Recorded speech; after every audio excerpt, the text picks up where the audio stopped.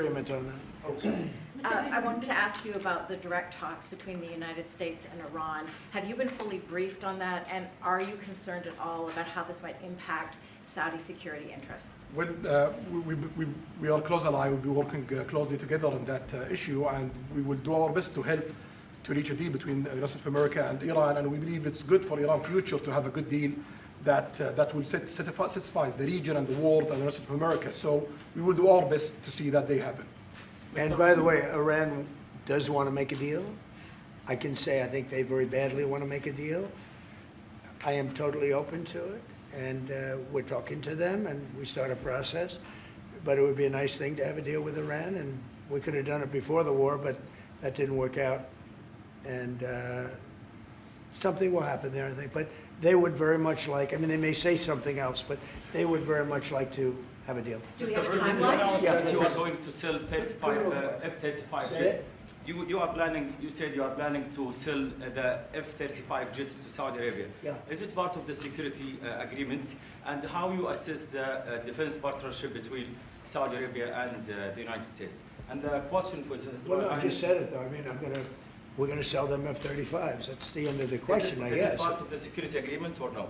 No, we're going to have a deal. They're going to purchase F-35s. They're buying them from Lockheed, and it's a great plane.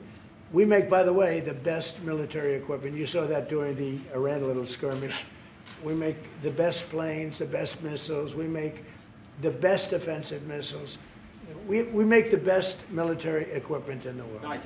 For His Royal Highness, I would like to ask you about how you see the cooperation between the United States and Saudi Arabia in the advanced technological field, especially AI, and how it will support Saudi Arabia to serve its goal to achieve the vision of 2030. Well, I will try to answer that in short, but definitely there's a lot of interest in many industries between Saudi Arabia and America, and we are signing a lot of agreements in different areas that will really add value to American economy, but also to add value to us in Saudi Arabia. And AI, it's critical for us because one of the long-term problems that we could have is lack of workforce. As you've seen in the past few years, some of them have reached 30% of the global migration to Saudi Arabia.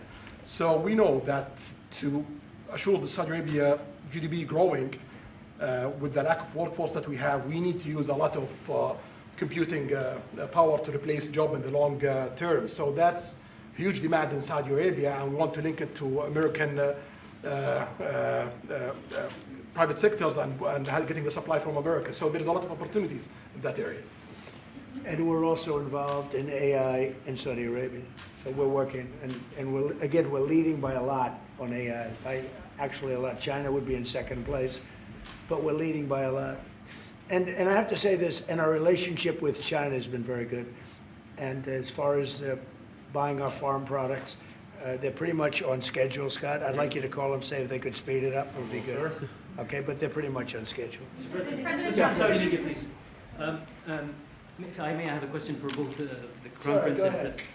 Who are you? Where are you from? Faisal Abbas from Arab News, Saudi Arabia, Your Excellency. You should be a friendly question.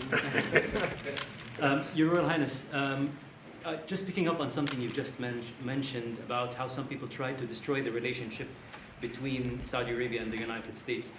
Perhaps, since the launch of the vision, we've been used to having the bigger picture and that everything fits into the bigger picture.